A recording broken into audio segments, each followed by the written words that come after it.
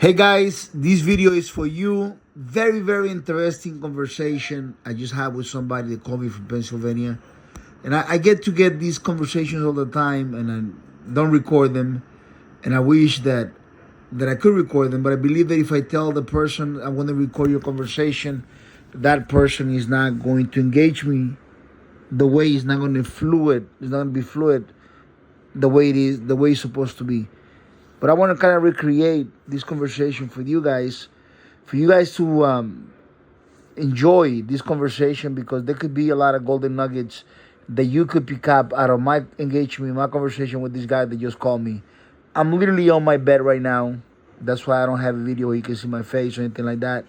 But very interesting video, very interesting conversation because the way it was flowing and the sincerity and everything that's important about having a great dog and making a decision and whys. The whys. The whys is important. Why is this way? Why is that way? Why is this important? And so on and so forth. So listen, guys, let's dive into it. I hope you enjoy it. This is storytelling about this conversation. So basically, this guy, to give a context, he's from Pennsylvania. Hello, if you listen to the video, because you come to the video, so I'm pretty sure you're gonna listen to the video. But he's from Pennsylvania. He's an alpha male, which is very important. He's a war veteran. He's served in the army or whatever it is, the branches of the United States Forces for many years. And then he became a police officer. He worked all the way from the bottom, and he rises to the top. He becomes a lieutenant. He's retired lieutenant. And his wife, I believe she's a nurse, and she's working in a hospital or something like that, and she's about to retire. So he's not like a spring chicken, but he's someone that has experience in life, and he's been through different processes where he understands competition, he understands going from one place, earning the right to get to another place. The guy, he loves Presa Canarios. When we were talking, I kept confusing one dog to another dog, and I called him Mechanic Horse, and he corrected me like twice, and he says that Presa Canarios. And he loves those dogs, but he said, Chico, I keep watching your videos, your content, and let me tell you something. You're first on the top of the list for me to buy a dog, and I never thought that somebody can convince me to go into a new breed. But your dogs is different, and they're beautiful dogs, and I want to ask you a question. So now that I give you the context, now I'm going to give you the question, okay? So the question was, what makes your dog better? That was the question. Now this reply that I gave him, it has a lot of the components that I keep putting in a different way on some of my videos. And basically, my reply to him was everything that I'm going to say now. And I hope it comes out the way, I gave it to him, because it was a masterpiece, the way I explained it to him. And basically the difference, the why my dogs are better than anybody else's dogs, the why my dogs is better than the dogs, the Presa Canario or anybody breeding a game dog or a Pitbull dog or whatever dog, is me, the brand, the man. Before the dog is created, the man has to exist. And how the man behaves, how the man acts, and what position within the breeding process that man is extremely important. And so you're looking at a matrix that has different components when you approach that person that has the dog. The grand majority of people that are breeding and selling dogs all over the internet, all over the world, are going to be men from three different categories. Are going to be the guys that are highly interested.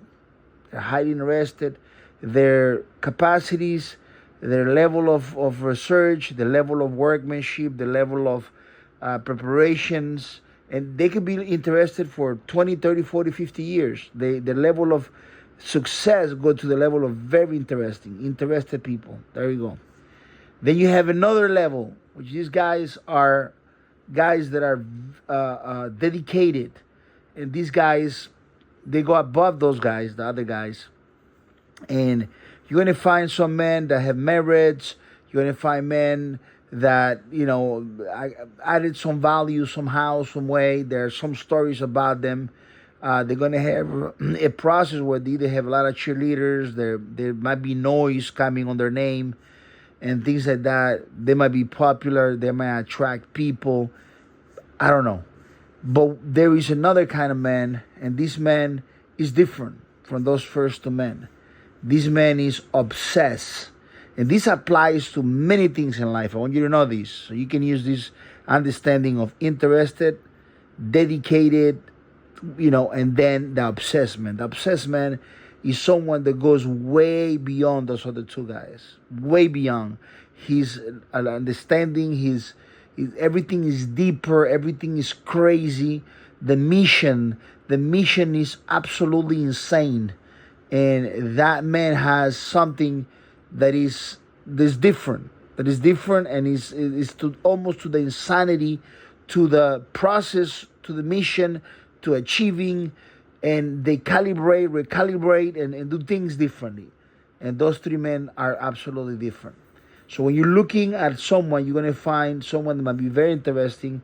He might have the weasels, the websites, the followers, and this interesting guy might have even some video programs and stuff like that behind him and stuff. But the obsessed guy, he might not have those things, but he might have the right dog.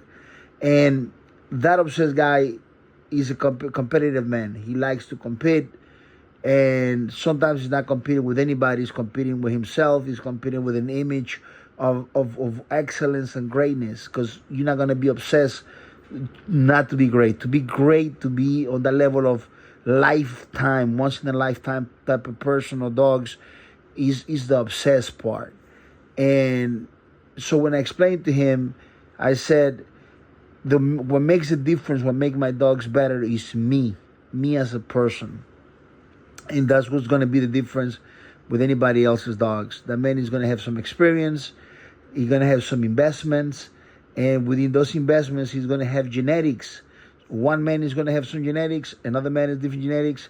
And some men are going to have better genetics.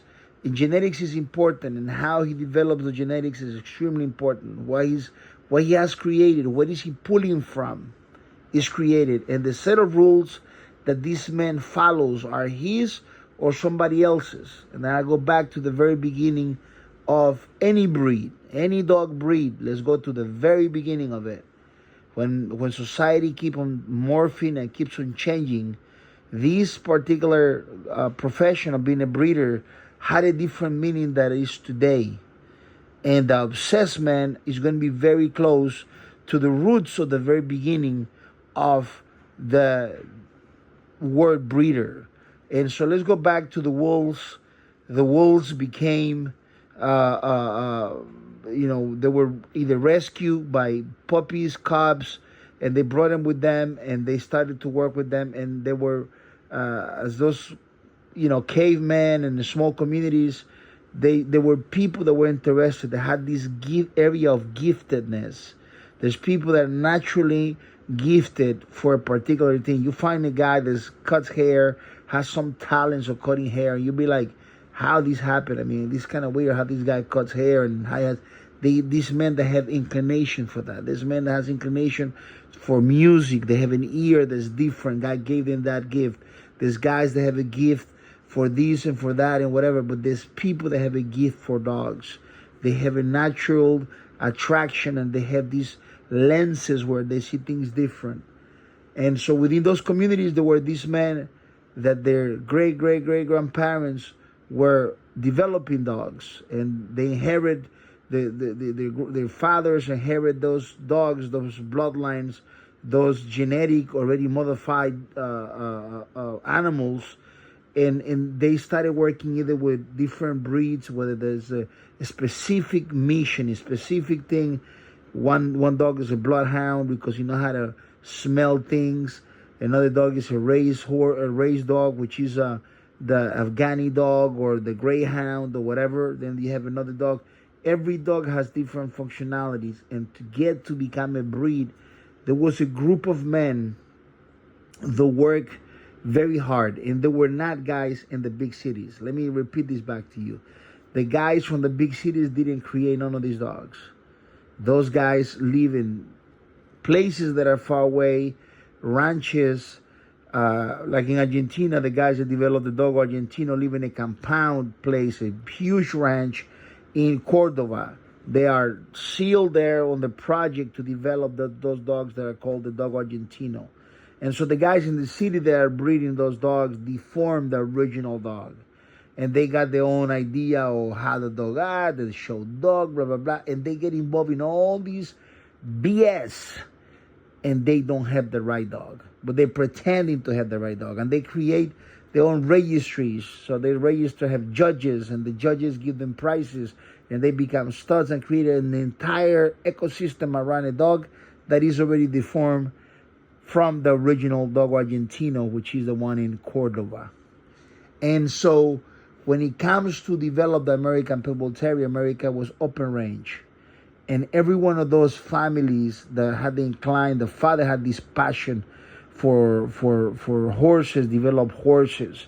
And they end up going to Kentucky. The guys that develop the different breeds, hunting dogs, develop those dogs. And then the guys that developed the American Pitbull Terrier developed that dog in America. And they were, just give you some names that I made up names, obviously. The Jacksons, the Joneses, the Smiths. And they live in open range. And the wife was involved in the process. The children were involved in the process. And they were fighting dogs. And their work to create bloodlines that had their signature in it. And remember what I'm telling you. The man had a signature on the process of creation. The process. There were no communities hanging around in the club and the registry. That all that stuff didn't exist. All that jazz, it was unnecessary. The man was there developing his dog, and he was fighting his dog with somebody else's. Through a process of sheer observation, these men were able to develop their own version of that dog. And if that dog won, everybody wanted to have something of the dog, so they can add those qualities into the breeding program. And that's how, through bloodlines, through the work of different men, the breed started to grow and become specific individual dogs that were better than the rest of the other dogs. And Americans were looking for dogs that can win a fight. But more importantly, the winning the fight, it was that the dog was a game dog, that was courage, because the courage, the loyalty, the never give up, the inspiration to never surrender are all part of the same family. And those dogs were impressing the families with their determination, with their courage. And they start to take things one from another.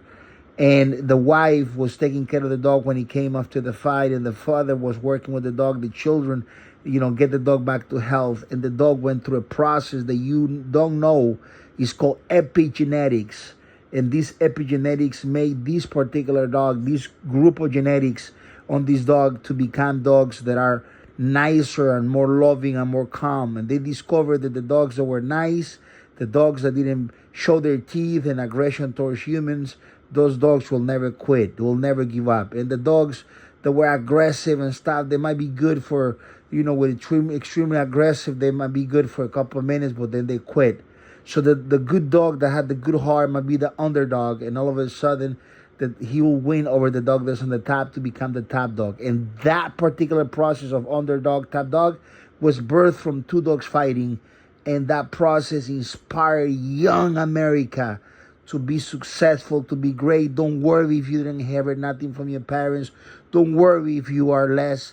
You can fight, you can win, you can be the underdog, you can become the greatest one and continue going forward. And that is very important for you to win in life, the story of the underdog. And that was beautiful. And that was American. And one day someone in the 1800s decided these dogs were different from the dogs that they brought in the 1700s into America. They have changed, their body changed because of the rules that they were fighting under. And the wife was there, the children were there, the communities, everybody was there. There was no NFL, none of this stuff. It was new. And they say we're going to have a dog, and it's ours. It's from America, from the Smiths, from the Johnsons that are already located here on this land of United States. This dog was based on, and he's a patriot dog. He's an American dog. He has the alpha male spirit that inspired the children to be real men, to be hunting men, to never give up, to respect God, to respect country, to respect wife, to respect children, for children respect their grandparents, to have the unity of family. This dog was the glue through this mentality of never give up, to be with you. And those dogs have something called temperament through this process that other breeds don't have. They were not exposed to this process of being in the pit, fighting, and the dog has broken legs, and the father takes it to the corner and releases the dog on the scratch, and the dog comes out screaming, making the scratch, and then pick up the dog game, take him home and save him. And that dog now produces dogs that are even nicer, even more close to humans. That's called temperament. And the difference between me and everybody else, I come from the Bronx, New York, when it comes to the American Pitbull Terrier.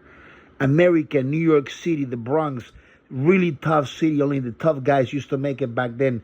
Not the Bronx of today, but the Bronx of the 1980s, 1990s. And there was Chico Lopez, but he was different than everybody. Where everybody was a thug with the pants hanging and all that stuff, Puff Daddy Khan type of generation. Chico was a guy with the suit and tie, walking to go to work, studying, adversity. But he wanted and he loved the American Pitbull Terrier. I didn't want to have influence from nobody else. I didn't want to hear how they do it. I understood that the men in the dogs were too simple to be really great. Good intentions, enthusiastic, at that level that I told you at the very beginning, they're interested in the breed. And I saw too few of them that were dedicated. The number 2 that I gave you at the beginning of the video. But the cheer number 3, obsessed, I didn't meet anybody, and I was that guy. And so I had the same developing process for myself as the man when the breeds started, which was by himself, sheer observation. I took myself from the Bronx, New York, to Texas, in the middle of the woods, in the woodlands, Texas, by Tomball, no houses, no neighbors around, 180 dogs, development and studying, walking dogs to, 3, 4, 5 in the morning, only because I want to learn from them, because they are my teachers. And I started to learn this, and I failed on this, and I failed on that. But then I found that this is better, and I found this better, and I continued to develop this bloodline, this selection of dogs from the very beginning, that they were great pets. And then this guy, this cop, I believe his name is Sean, he told me, he said, your dogs are beautiful. I have to tell you this. And I have to tell him the beautiful, it came as a byproduct of my selection. And then he said, your dog's like a cookie cutter, which means they're clones. That means consistency. That consistency don't not come to you when you're working with a network of breeders that each one has their own different standards.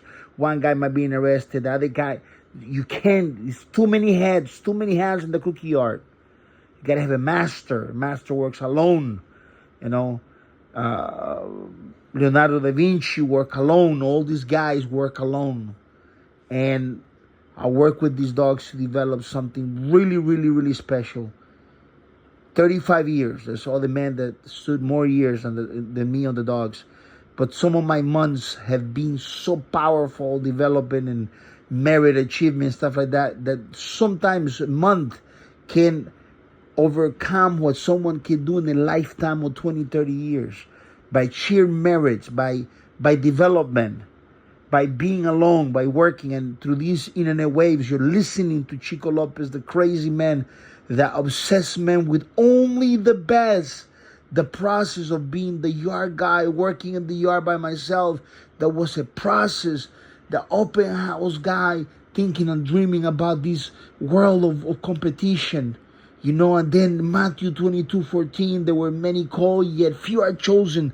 The process of those chosen few developing and taking those, and then the process of becoming the man that says, The impossible, what I never thought someone can have one of my dogs. No, no, no, no, no. No one can have my dogs because they're too special. They'll break them. They'll breed them and destroy them through the breeding process. So the ideas always fail. I saw them failing from the 1990s. I can look back to the guys in the 70s and the 80s, how they all failed. And then through the 90s to 2000s, they fail with their ideas because their process is wrong. Their process is not like mine. Mine is different, so I got to protect these dogs from the thugs, from the hooligans, from the scumbags, from the profiteers, from the deformants, from these guys that make mutants out of great things. I had to protect my dogs. And I did it. I protected them for many years. But when I had to release some of these beautiful, wonderful dogs, I had to have a blacklist first before I have a white list. I have to have a blacklist. And the blacklist is no breeders, no thugs, no scumbags, no lowlifes, no trash human beings. If these are the best dogs in the world, they also in the selection process deserve to have the best families. So we can go back into the circle, back to the late and mid 1800s, where these dogs inspired the children of the future in the early 1900s to build a better America, to build a better world, to be great men, to love family, to love women, and woman loves a man, and they create unities of children. These dogs can inspire and change the world. I find out that I can add value to families. I find out that I can be the part of creating a dog that will be the footprint, the avatar to a child, and say, I want to be hard, I want to be tough, I want to be loyal, I want to have courage like that dog right there, like that Macarones, like those dogs. I want to be like him. I want to be like Awesome Buck. That dog is my avatar. He's gentle, he's great, he protects the family, he has loyalty, and he has courage. Guys, my name is Chico Lopez. I breed American Pitbull Terrier at the highest quality. I live for this. God gave me a gift. I follow this path, and this is what I do. And I hope that this video is something that you don't forget. I hope that this video, it make you happy. I hope this video, it stays in your mind, and you understand why we're different, and why we're not only took the American Pitbull Terrier to levels that have never been by anybody, global level, from all these pieces in the world. The journey is amazing. No other man dead or alive a journey like this. Dogs of the Year, the Global Grand Champions, the highest level, the Ciega, the Grays, the Chilindrinas, the Bagmans, the Atos from Busha, all these great dogs. I want you to know, this stuff here is golden. You never heard any breeder, any man at this level, because I'm obsessed with only the best. I don't want to sell everybody a dog. I want to select the best families with the best children, with the best man. The single man that has no wife, that have no children, but he needs to have someone with him that can inspire him, someone that will make him go forward to the next level in his life. The soldier, the war hero, like Ryan Shannon from Seattle, that has one of my dogs, for him to go to the next level, for him to share this dog with his family and say, Chico, you literally saved my life. I want that. I want the dog to go to Terrence Crawford to inspire his children. And when they see me, they look at me with love and say, Chico, Chico. Or go to Chris Cyberg, the woman that I respect so much, ambassador of the Golden Vein. These beautiful dogs that are more than an APVT, that are way more than APVT, more than an American Pitbull Terrier. They're the next level. The same way the mutants, American bullies, and the show dogs within the American Pitbull Terrier breed are the deformation of the real dog, then there is also a positive side. The next phase of the American Pitbull Terrier, the Golden Vein by Chico Lopez. And God gave me everything in his perfection. He gave me a woman that otherwise I wouldn't deserve, called Thais Lopez, to come and join me, for me to be part of her life. The little girl that used to dream with this young man holding Grand Champion Mayday in his hands. And that was me when I was young. Guys, life is great. The future looks bright, as Patrick Bet-David says. God bless you. My name is Chico Lopez. I hope you learn. If this added value, you watch the entire video. If you have emotions, Drop a comment. Let us know how you feel about it. And I hope that I can inspire your life. Yes, they are the most beautiful dogs. Yes, they are the most loyal dogs. And yes, they are American dogs. And yes, they are the best. They are only the best. The Golden Vein by Chico Lopez. 123 pitbulls.com. God bless you. And God bless the old America of greatness and excellence.